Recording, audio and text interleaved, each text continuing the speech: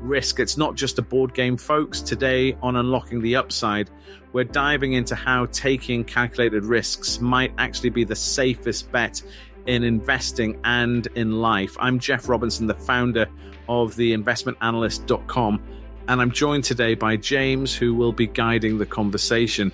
But here's the kicker: not taking risk could be the riskiest move of all. Oh, that's an intriguing perspective. What's got you thinking about risk in this way? Well, we've got this fascinating memo from Howard Marks of Oaktree Capital Management. He's drawing some really interesting parallels between investing, chess, and life itself. What really caught my eye was how he uses the concept of sacrifice in chess as an analogy for risk-taking in investing. That's not a connection I would have immediately made. How does Marks break down this idea? So he distinguishes between two types of sacrifices in chess: sham sacrifices and real sacrifices. A sham sacrifice is when you can clearly calculate the benefit, like giving up a pawn to take a more valuable piece. But a real sacrifice is when the benefits aren't immediately apparent. You're giving up something tangible for intangible gains, like better positioning or creating weaknesses in your opponent's defense. I see where this is going. In investing, a sham sacrifice might be something like buying a 10-year treasury note, right? You're giving up the use of your money for a decade, but you know exactly what return you'll get. Exactly right. And a real sacrifice would be taking on more risk for the potential of higher returns. This is where Marx really drives home his point about the indispensability of risk. He argues that to achieve significant returns, you have to be willing to take on meaningful risk.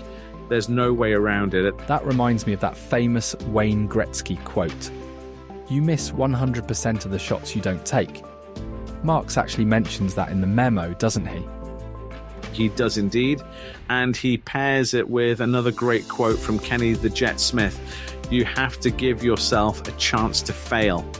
Both of these really underscore the idea that playing it too safe can be its own form of risk. Marx talks about the risk of not taking risk. And for individual investors, playing it too safe might mean not generating enough returns to support their cost of living. For professional investors, it could mean underperforming benchmarks and disappointing clients. That's a counterintuitive idea for many people. I think we're often taught to avoid risk at all costs. But Marx is saying that avoiding risk entirely can be just as dangerous as taking on too much risk.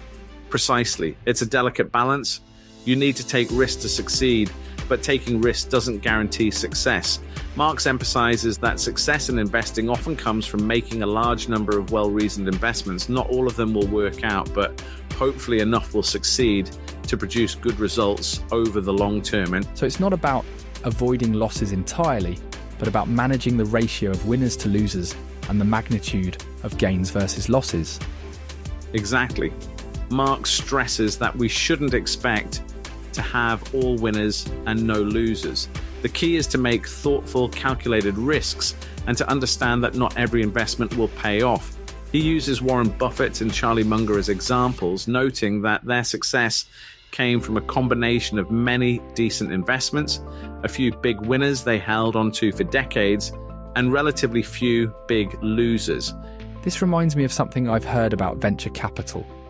They expect many of their investments to fail, but they're banking on a few big successes to more than make up for the losses.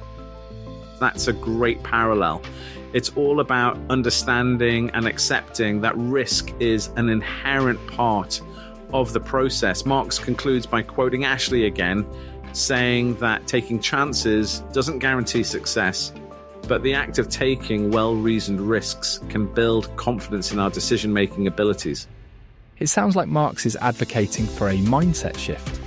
Instead of trying to avoid risk altogether, we should focus on developing the skills to take intelligent risks.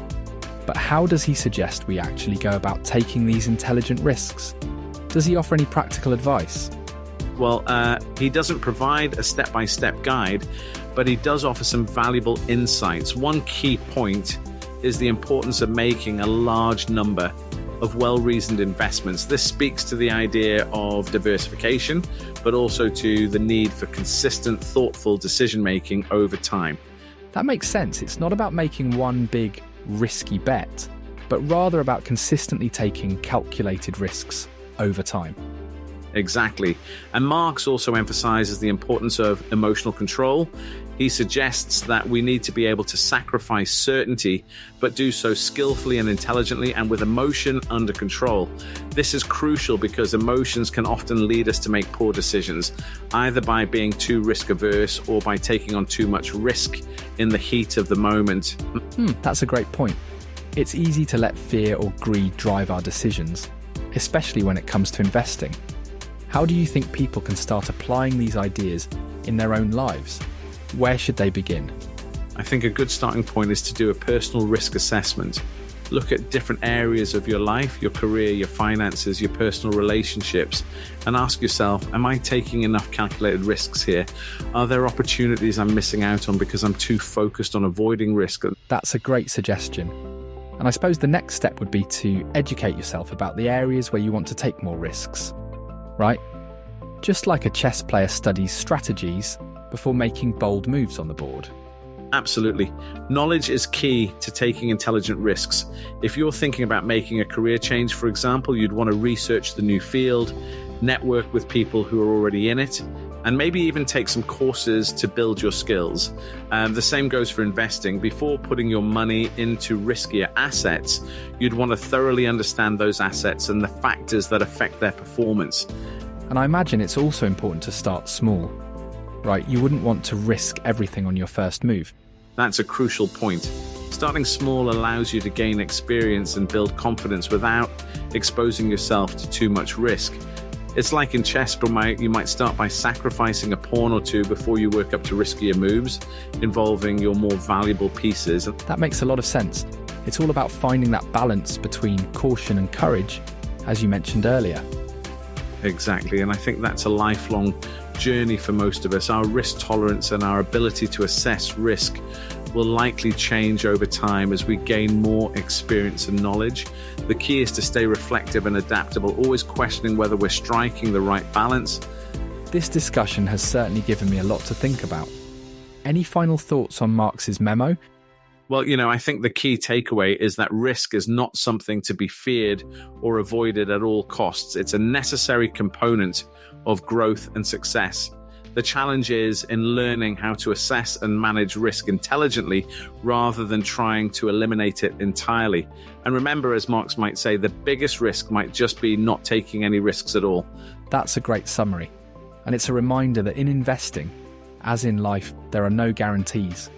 But by understanding the role of risk and being willing to make calculated sacrifices, we give ourselves the best chance at achieving our goals. Absolutely. And on that note, I think we've given our listeners plenty to ponder. As we wrap up, let's look towards the future. The world is changing rapidly, and the nature of risk is evolving with it. Whether it's in technology, finance, or our personal lives, the ability to navigate uncertainty and take intelligent risks will be more crucial than ever. So keep learning, stay adaptable, and don't be afraid to take that calculated leap. Until next time, keep taking those intelligent risks. Well said.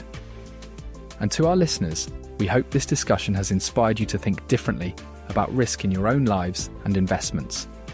Thanks for tuning into Unlocking the Upside, and we'll catch you on the next episode.